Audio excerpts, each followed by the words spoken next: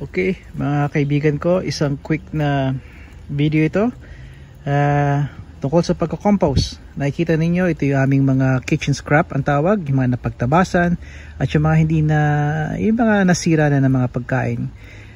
Dito kasi sa Canada, we can afford talaga ang mga prutas, pagkain, minsan napapalabis at minsan hindi mo na nakukonsumo, kaya ito ang resulta. Pero again, hindi kami ganito kaaksayado talaga. Bihiraan ito mangyari, lalo kapag may okasyon, tulad ng sabi ko nung mga nakaraang mga videos ko.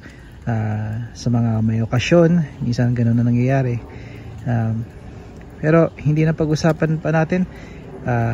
Papakita ko sa inyo kung paano ito nagiging pataba para sa mga hardin at mga future hardin namin. Ito nga pala binlog ko sa shorts, check it out kung bakit ko ito ginawa. Ito yung aking compost. Binuksan ko na to para sa inyo. Yan, may baby cucumber pa dyan at don't ask me kung bakit nandiyan yan. So ilalagay natin to sa tulong ni Bunsoni. I-video niya ako. Ito anak, paki-check dito. Alright. Again, ito nga yung aming compost. Ilalagay ko lang dito. Idadump ko lang dito to. Avocado, mga lara, pechay. Ito anak, paki-oros dito. At mais. Bumili nga pala kami ng mais. Kaya ito yung mga natira. Ito yung mga napagbalatan. Yan. Ikit siya, puno na yung aming compost bin. Tapos at pinakamaganda nito ay sinachop ninyo para yung microbes madaling ma-breakdown. Pero hindi ko na i-chop ito.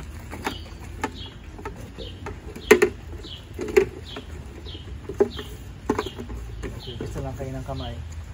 Ngayon, may konti ako. Ito nga pala yung wipes na kinuha ni Mrs. T. Ito ay made from bamboo at ngayon ay you can use it for 60 times. Ginagamit na namin na sobra at ilagay na namin dito. May bao. Ngayon, hindi ito natatapos na dito. Kailangan na ito ay lagyan nyo ng carbon, yung dahon or karton or papel para para mabilis ma-breakdown itong mga pagkain namin. Isa pa, pwede nyo i-chop ito ng maliliit na pieces para lalo mapabilis ang decomposition. Ngayon, yan ka lang anak.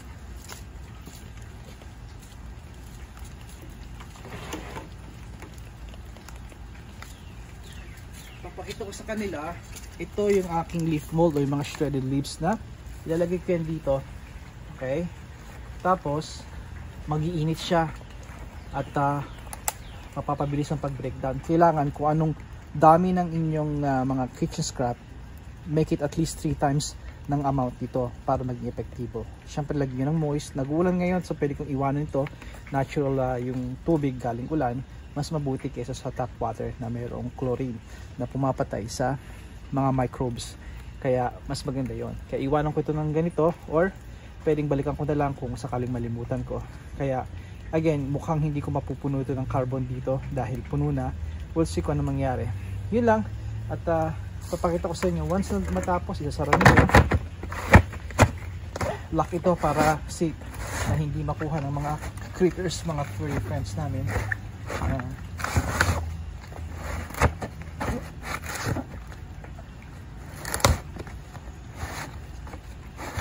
Yan, may ventilation kasi dito kaya tinatapat ko. Yun lamang ang madali naming video sa inyo at kukunin ko yung file na ito sa aking Bunsoni kasi gamit ko yung kanyang phone at i-upload ko ito mamaya o mamayang gabi. Kaibigan, padayon. Another take anak dito sa akin. Alright, kaibigan, padayon. Alright, salamat anak.